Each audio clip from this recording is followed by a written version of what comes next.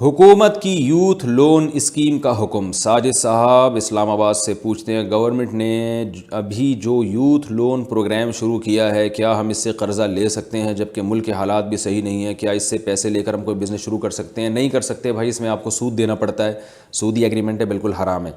البتہ جس آدمی کو جان کے اور کھانے کے لالے پڑ گئے ہوں، بہت ہی مجبور ہو، بالکل روڈ پہ آ گیا ہو بیچارہ، تو اور اس حلال طریقے سے کوئی قرضہ دینے کے لیے تیار نہ ہو، اور خود بھی دہاڑی بھی نہ لگ رہی ہے اس بیچارے کی، مزدور یعنی کوئی مزدوری پہ بھی رکھنے کے لیے تیار نہ ہو اس کو، تو پھر ایسی شدید مجبوری میں جب حلال کے تمام دروازے بند ہو گئے ہوں تو پھر ایسی مجبوری میں آپ ایسا قرضہ لے سکتے ہیں۔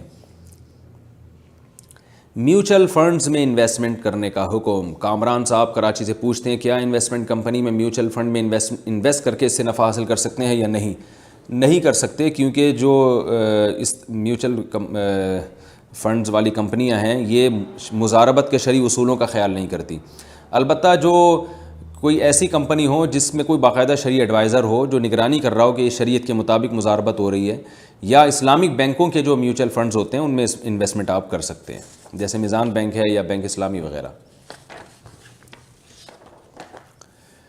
کیا ٹائی پہننا جائز ہے؟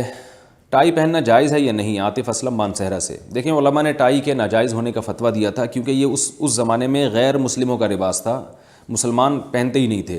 تو رسول اللہ صلی اللہ علیہ وسلم نے فرمایا، من تشبہ بقوم فہو منہم، جو کسی قوم کی مشابہت اختیار کرتا ہے وہ انہی میں سے۔ تو اس زمانے میں مشابہت تھی، لیکن اب یہ مشابہت ختم ہو گئی ہے، مسلمان بھی بڑی تعداد میں پہنتے ہیں، جیپنیز بھی پہنتے ہیں، صرف انگریزوں کا لباس نہیں ہے بلکہ پوری دنیا نے اس لباس کو ایک لباس کے طور پر قبول کر لیا ہے۔ تو اس لیے اب ٹائی پہننا میں مشابہت کا عنصر چونکہ نہیں ہے، لہذا اب اس علماء کی رائے یہی ہے کہ جائز ہے۔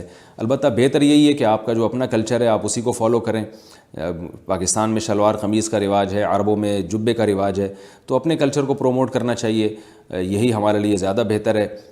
آپ دیکھیں ہمارے وزیر اعظم جو ہیں ان سے 10 اختلافات ہوں گے لوگوں کو، اور ہمیں بھی ہو سکتے ہیں، لیکن ایک بڑی اچھی بات لوگ ہائی لائٹ کرتے ہیں کہ اکثر وہ اپنے ہی لباس میں غیر مسلم کنٹریز کے دورے کرتے ہیں، اپنے ہی شلوار قمیض میں اور ویسٹ کوٹ میں، تو اس سے دوسروں پہ بھی اچھا اثر پڑتا ہے، دوسرے بھی یہ مانتے ہیں کہ ان پر یعنی ہم سے مروب نہیں ہیں۔ تو اسی کلچر کو فروغ دینا چاہیے، اپنے لباس کو۔ ہاں، اپنے لباس میں اگر کوئی خرابی ہے تو ایک الگ بات ہے، کوشش اسی کی کرنی چاہیے۔ اللہ تعالیٰ کو خدا کہنے کا حکم۔ اعجاز احمد گھوٹکی سے پوچھتے ہیں، کیا اللہ تعالیٰ کو خدا کہنا جائز ہے؟ جی بالکل جائز ہے۔ بعض لوگ کہتے ہیں خدا کا اصل مطلب یہ تھا تو یہ تھا، بھائی لغت میں یہ نہیں دیکھا جاتا جب یہ لفظ ڈکشنری میں آیا تو اس وقت اس کا مطلب کیا تھا، یہ دیکھا جاتا ہے کہ اب لوگ اس کو کس معنی میں استعمال کر رہے ہیں۔ خدا کا معنی اس زمانے میں گاڈ ہے، گاڈ۔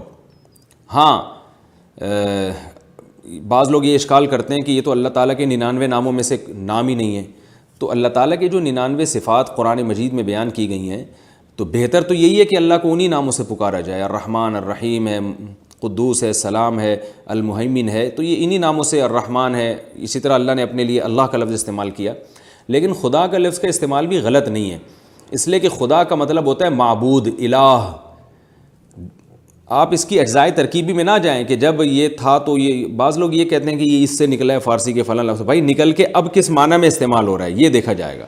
دیکھیں لوگ کہتے ہیں نا فلاں آیا اور اتنی صلواتیں سنا کے چلا گیا، اب صلوات تو عربی کا لفظ ہے، اس کا مطلب دعائیں ہیں، تو اب کوئی آپ سے آ کے کہہ رہا ہے کہ فلاں صلواتیں سنا کے چلا گیا، آپ کہیں بھائی تم تو اس کو شاباش دو، اب وہ جواب میں کہہ رہے ہیں بھائی صلواتوں کا مطلب گالیاں ہیں، تو میں شاباش کیوں دوں؟ آپ کہیں نہیں جی صلواتوں کا اصل مطلب جو فلاں کتاب کے فلاں صفحہ پہ لکھا ہوا ہے کہ جی صلوات تو سلام کو کہتے ہیں اور رحمتوں کو کہتے ہیں، تو وہ تمہیں رحمتیں دے کے جا رہا ہے، تم اس کو گالیوں سے تعبیر کر رہے ہو، تو یہ سب منطق لغت میں نہیں چلتی۔ لغت میں کہتے ہیں بھائی ہمارے وقت میں صلوات، جب اردو میں یہ لفظ استعمال ہوتا ہے اور اس موقع پہ کہ فلاں صلواتیں سنا کے چلا گیا، تو اس کا مطلب گالیاں ہوتا ہے، رحمتیں نہیں ہوتا۔ تو لغت جو ہے نا یہ ڈکشنری کے حوالوں کو نہیں دیکھتی، لغت یہ دیکھتی ہے پبلک میں کس لفظ کے کیا مطلب چل رہا ہے، تو ڈکشنری والے بھی پبلک سے ہی پوچھتے ہیں کہ اس مطلب کا اس لفظ کا کیا مطلب ہے، تو وہ اسی حساب سے لکھ لیتا ہے، پھر وہ ڈکشنری پرانی ہو جاتی ہے تو معنی اس کے چینج ہو جاتے ہیں۔ تو اس وقت ہم جو عرف میں جو خدا کا لفظ رائج ہے وہ گاڈ کے معنی میں ہے، معبود کے معنی میں ہے، الہ کے معنی میں ہے، اس لیے اس کا استعمال بلا کراہت جائز ہے۔ یہ عربی ہی کا معبود لفظ ہے جس کا یہ آج کل ترجمہ ہے، ڈکشنری میں نہیں، عرف میں۔ لوگ جیسے گاڈ انگلش میں معبود کو کہتے ہیں، الہ کو کہتے ہیں، تو قرآن اور حدیث میں یہ کہیں بھی نہیں ہے کہ اللہ کو عربی میں ہی پکارو، کسی اور زبان میں نہیں پکار سکتے، تو یہ غلط ہے۔ اللہ کو آپ کسی بھی زبان میں، چاہے گاڈ، او مائی گاڈ بھی تو ہم کہتے ہیں نا، تو گاڈ کہنا بھی جائز ہے اللہ تعالیٰ کو، تو خدا کہنا بھی جائز ہے جو فارسی کا لفظ ہے جو آج کل اردو میں استعمال ہو رہا ہے، تو یہ سب طرح سے جائز ہے۔ بہتر بہرحال یہی ہے کہ اللہ کہا جائے، رحمان کہا جائے۔